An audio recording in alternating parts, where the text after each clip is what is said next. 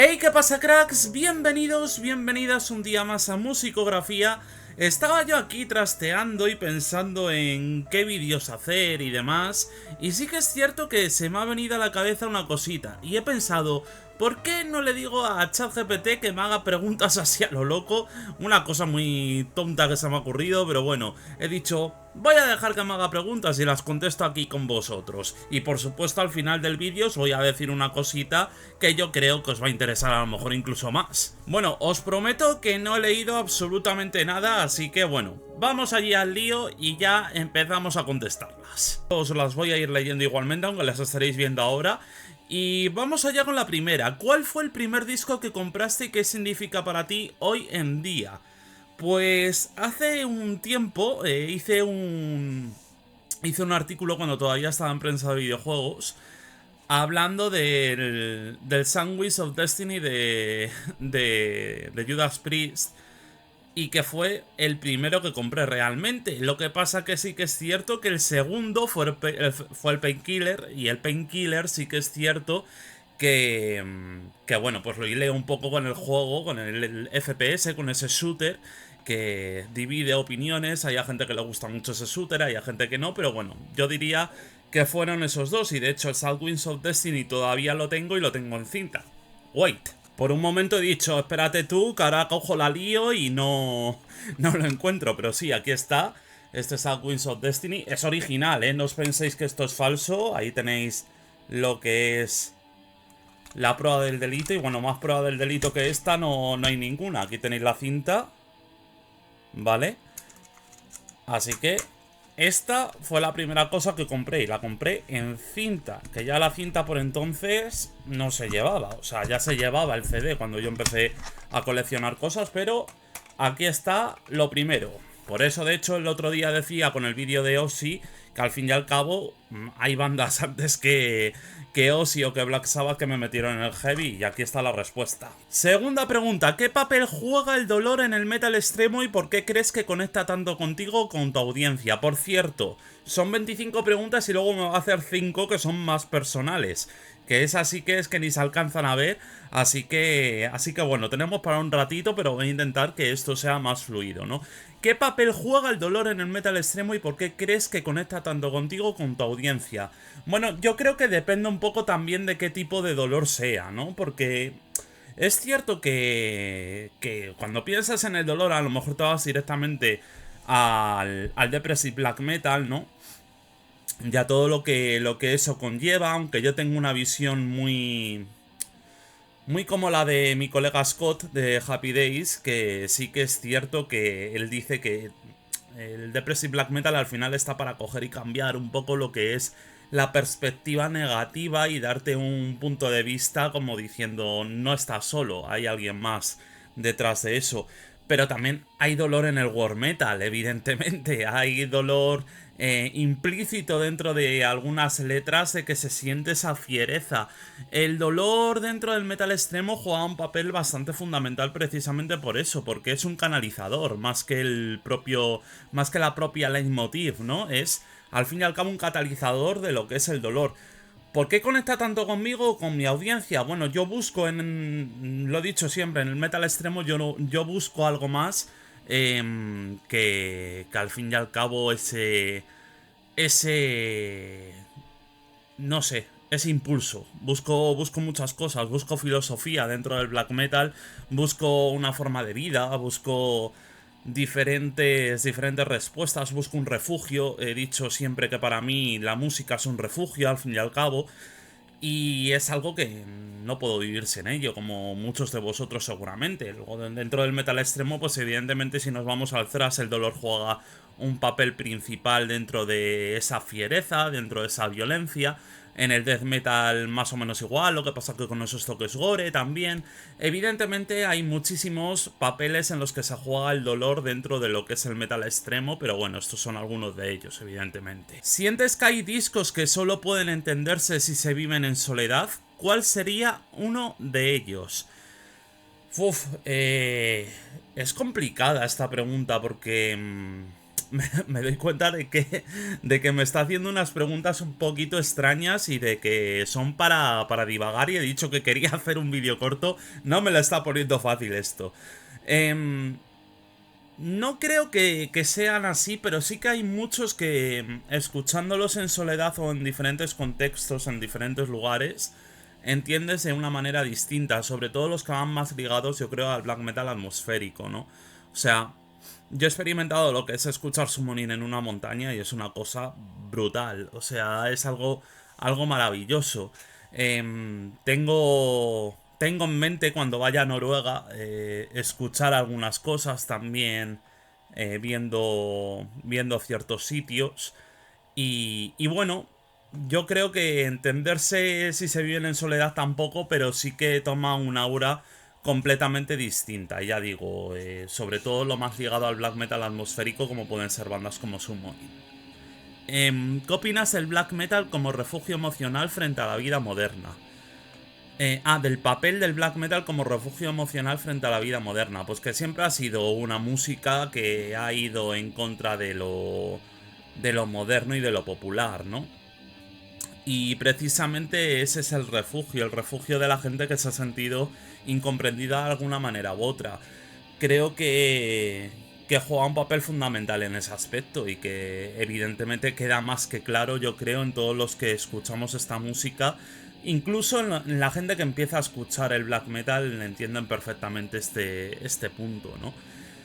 ¿Qué importancia le das a la estética visual de un disco frente a su contenido musical? Pues que a ver, evidentemente te puede llamar mucho la atención una buena portada y de hecho es más fácil que te entre una buena portada a los ojos que una mala portada. Tú ves una mala portada y dices, con todas las bandas que hay, pues seguramente no me ponga a escucharla, a no ser que me lo recomiende alguna persona, ¿no? Yo le doy mucha importancia, las cosas como son.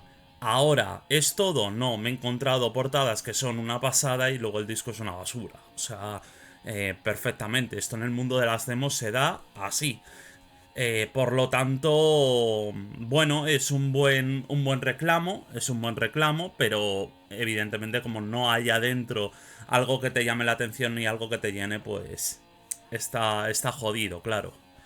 ¿Cuál es la demo más cruda que tienes y por qué la consideras especial? Esta me pilla, me pilla un poco así.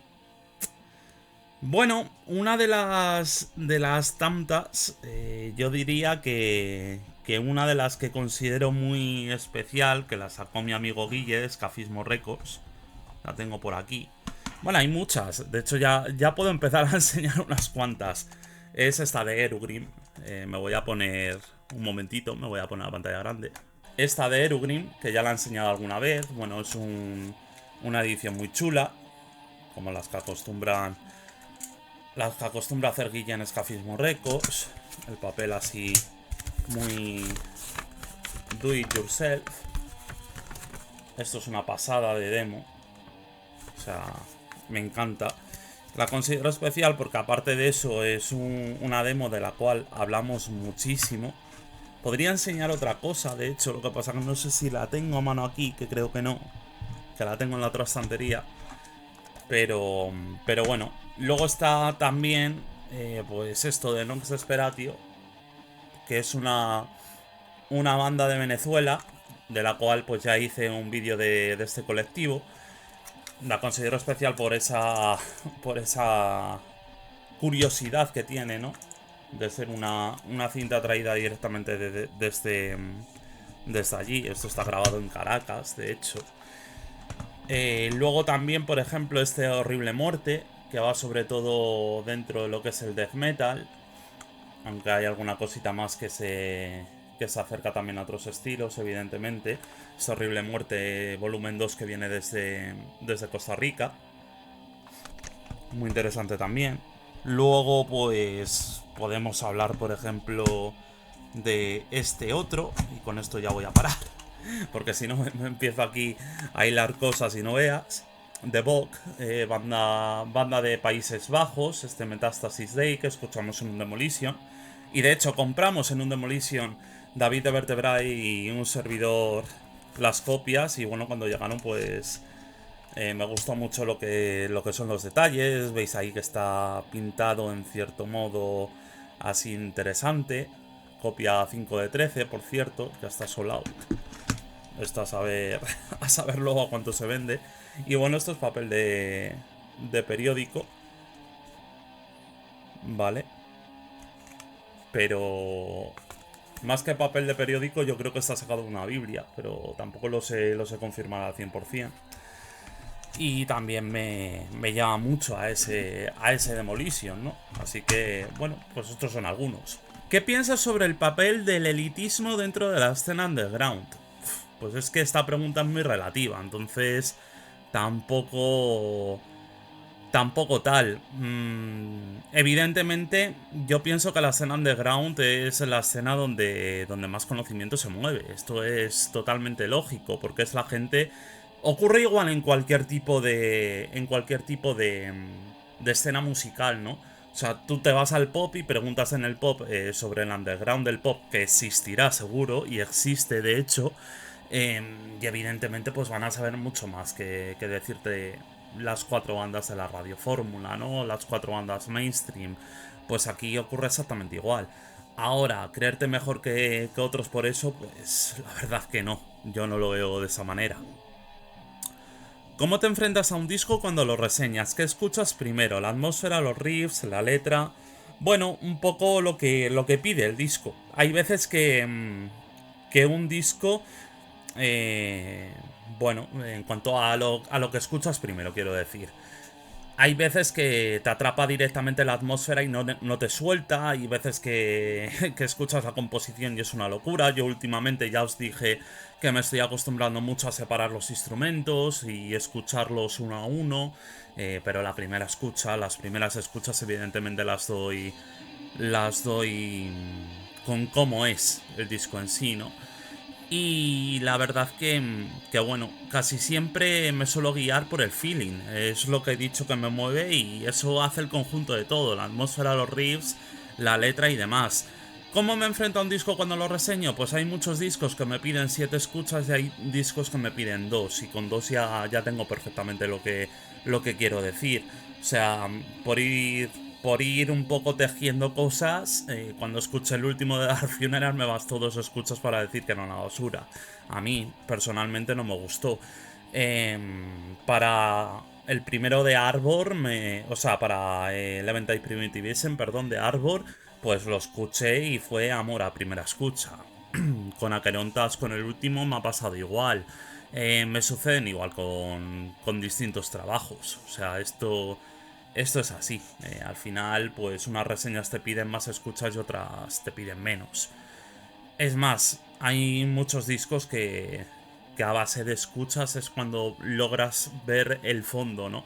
Como me ha pasado con el último de Galsweir, que no me entró de primeras y tras 4 escuchas, pues la verdad es que al final me acabo entrando. Las cosas son así.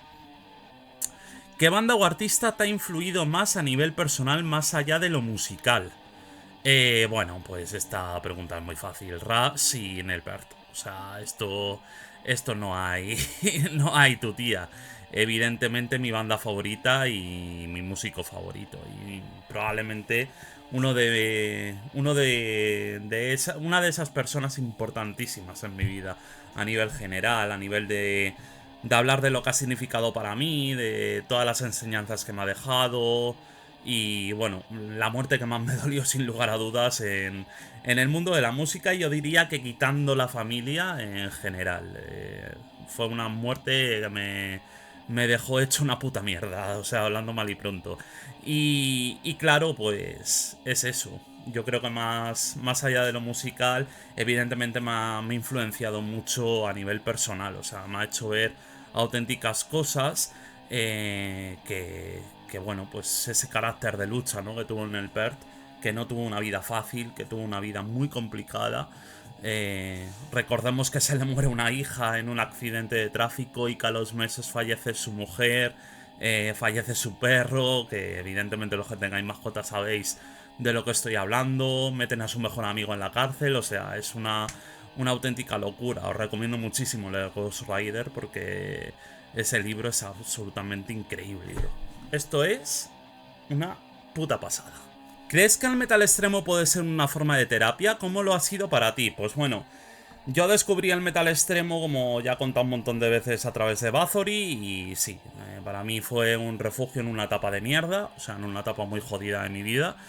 Y evidentemente, pues sí que me sirvió como terapia. De hecho, muchas veces hablo de eso, de que incluso podría haber tenido que acudir a especialistas y demás en cuanto a psicólogos y todo esto. Y gracias a la música he salido adelante y vivo ahora una etapa absolutamente genial. De hecho, probablemente la mejor etapa de mi vida, casi diría yo. Entonces, es así. Para mí ha sido un refugio. O sea, a mí me ha salvado la vida. Es así. Entre otras muchas cosas, evidentemente, pero la música para mí es algo que jamás podré devolver a la música y al metal extremo lo que me ha dado. O sea, siendo completamente sinceros. ¿Qué opinas del black metal atmosférico como forma de viaje interior? Pues bueno, conecta un poco con lo que decíamos antes, ¿no? Con ese disco que se entiende más si lo vives en soledad, como decía la pregunta, ¿no? Pero sí que es cierto que el black metal atmosférico como forma de viaje interior, pues en muchas ocasiones tú cierras los ojos y te evoca completamente allí. O sea, esto es muy complicado de lograr. A mí, por ejemplo, el split que tiene Mare Cognitum con Spectral Lord lo consigue. Es un disco magnífico. O sea, ese split es alucinante. Me parece una obra maestra. Yo sé que los splits a mí ya sabéis que no me suelen tirar mucho.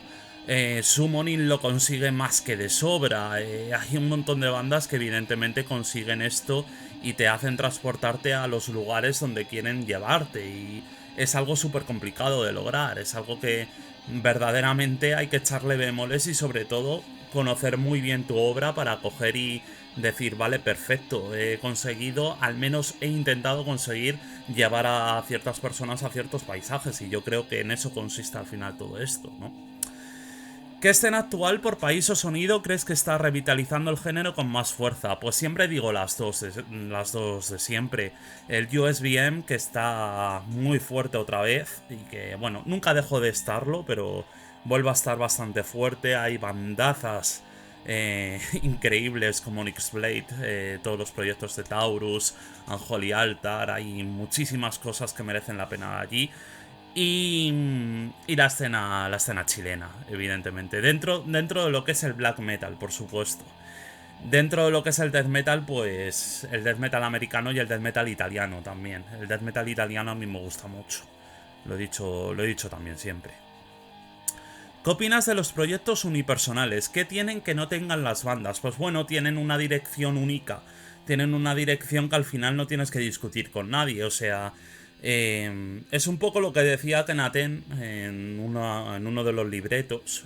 No me acuerdo ahora mismo de cuál, pero sí que es verdad que a Kenaten lo que decía de Judas Iscariot, lo que comentaba Andrew ahí era básicamente que cuando tú tienes una One Man Band o tienes una One Woman Band, la dirección la marcas tú, no es un colectivo el que hace que el camino tenga bifurcaciones, tenga diferentes sentidos, uno le dé un toque por aquí, otro le dé un toque por allá.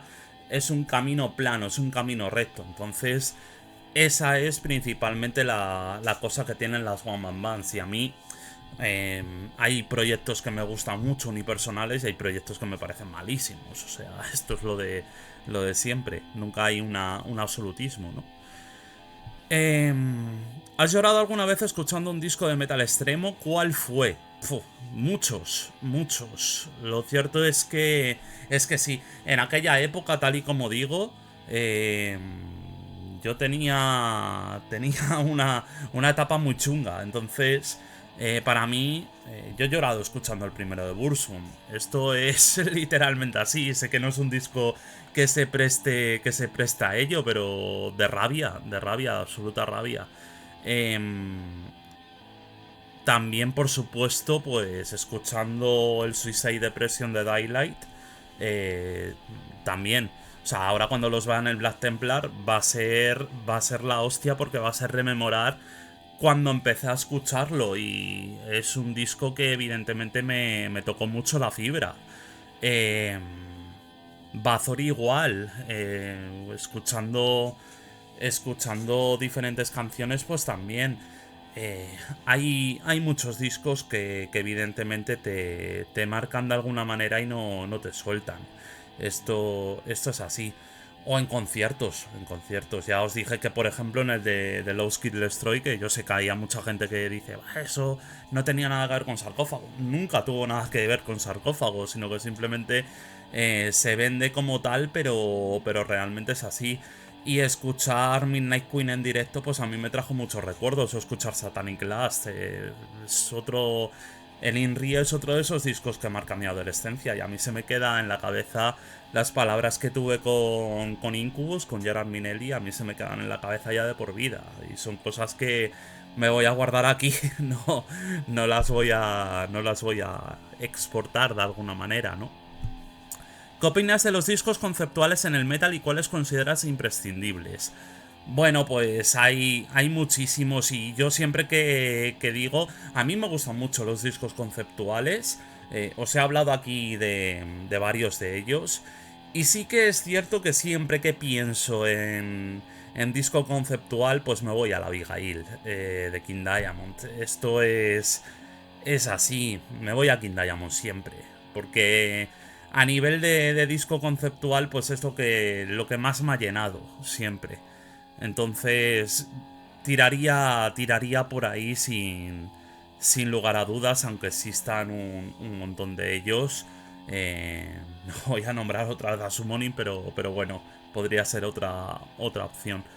¿Cuál es tu opinión sobre el black metal cristiano o white metal? Por cierto, la trilogía metafísica, también podemos hablar de Dispel Omega en la pregunta anterior y tal. ¿Cuál es tu opinión sobre el black metal cristiano o white metal? No lo entiendo ni lo entenderé nunca. O sea, es así. Entiendo que pueda existir esa contraparte, pero white metal, vale, me parece bien que lo llames así, pero black metal no tiene sentido ponerle el cristiano delante. ¿Qué opinas sobre las reediciones de demos y discos en formato caseta o vinilo? Romanticismo, negocio. Hay de todo. Hay sellos que te sacan ediciones limitadas simplemente por negocio. Em, no voy a decir la banda, pero sí que es cierto que yo he visto al propio miembro del grupo vendiendo en Discogs cosas suyas, vendiéndolas a un precio increíble cuando están recién sacadas y puesto el sold out en Bandcamp. Eso me parece de ser un cara dura de cojones. Eso es negocio. Luego, romanticismo, pues sí que hay siempre un poco de implícito en el romanticismo, especialmente con lo que son las demos, ¿no? Que es un mundillo que, pues evidentemente es muy romántico. O sea, las cosas como son. No a todo el mundo le gustan las demos y lo veo hasta lógico. O sea, a mí es un mundo que me encanta porque desde que empecé a escuchar esto, no voy a decir desde el día uno, pero sí que es verdad que fue algo que me interesó mucho en base a leer fanzines y demás. ¿Cuál ha sido el descubrimiento más impactante que hiciste para un vídeo y que no conocías antes? Bueno, todas las bandas que nombro las conozco. Ya haya sido que las haya conocido hace 5 meses, 2 años, y hay bandas que conozco desde mi adolescencia que no he hablado de ellas todavía. O sea, así son las cosas. Fíjate lo que me tiré en hablar de una banda como Avigor, por ejemplo. Me tiré un montón y todavía me queda esa segunda parte por sacar. Que llegará, pero en fin. Hay muchas bandas de las cuales pues no he hablado y claro. Pero bueno, yo creo que principalmente de conocer en lo que son directos y cosas así, de recomendaciones que me habéis hecho vosotros, sí que me quedo con alguna que otra que evidentemente me ha parecido muy interesante. ¿Crees que existe un punto de inflexión histórico donde el metal extremo perdió algo irrecuperable? Bueno, yo creo que en los 90, y esta pregunta es muy buena, yo creo que en los 90 al fin y al cabo me hubiese gustado mucho vivir ese mundillo donde todo era mucho más. No estaba tan al alcance de la mano. Me hubiese gustado experimentarlo. Donde todo era mucho más críptico. Me hubiese gustado mucho más eso, la verdad. Sí que me hubiese gustado y esa esencia se ha perdido mucho. Aunque también en otros proyectos se recupera y demás, sobre todo dentro de lo que es el underground y sobre todo dentro de lo que son las demos. ¿Qué opinas del debate entre producción low-fi versus producción moderna en el metal extremo? Yo siempre prefiero el sonido low-fi. Lo que pasa que hay producciones modernas que evidentemente suenan muy bien y que me convencen. Pero el último de Lord Belial, por ejemplo, el último de Lord Belial es una pasada. Y está hecho con una producción que es mucho más moderna, evidentemente. O los de Saig, por ejemplo, los de los japoneses. Pero la producción lo-fi es lo que más me gusta. Hablando de Black Place Circle, hablando de Vindalf, por ejemplo, hablando de todo este tipo de bandas. ¿Tienes alguna rutina cuando escuchas discos nuevos para el canal? No, realmente no, lo que digo. Me pongo a escucharlos y ya está. Y no hay tampoco un ritual aquí maravilloso y fantástico. Lo único que cuando los escucho no estoy atento ni a WhatsApps ni a historias. O sea, estoy con lo que es el disco y cotilleando sobre la banda, siempre que se pueda. Tienes... No, ese es el que acabo de leer. ¿Sientes que el coleccionismo es una forma de resistencia frente al mundo digital?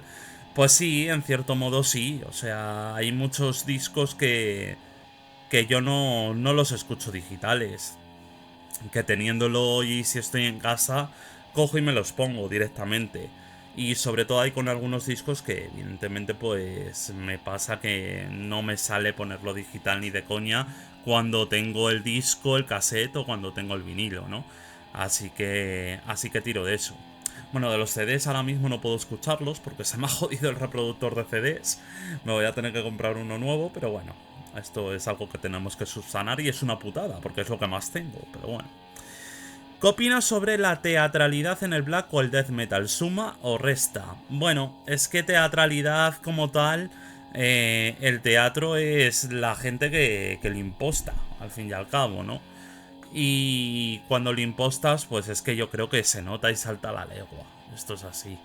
Pero bueno, siempre resta. En el caso de que sea teatralidad y de que no haya una intención detrás, yo creo que resta. Me parece mucho más honesto no utilizar corpse paint, no utilizar pinchos, no utilizar diferentes indumentarias y salir normal al escenario. Me parece más honesto que utilizarlo de una forma ridícula y falsa. Si pudieras retroceder al año de un lanzamiento histórico y vivirlo en el tiempo real, ¿cuál sería? Pues bueno, yo creo que aquí todos tiraríamos por lo mismo. Evidentemente, vivir toda la época del Inner Circle hubiese sido la hostia. O sea, las cosas como son. Eh, Hablaba con mi amigo Oscar, que ya segunda vez que lo nombro después del vídeo de Osir. Hablaba con él acerca de la importancia que tiene. Bueno, no, sí, no. El año que viene vamos a ir a Noruega.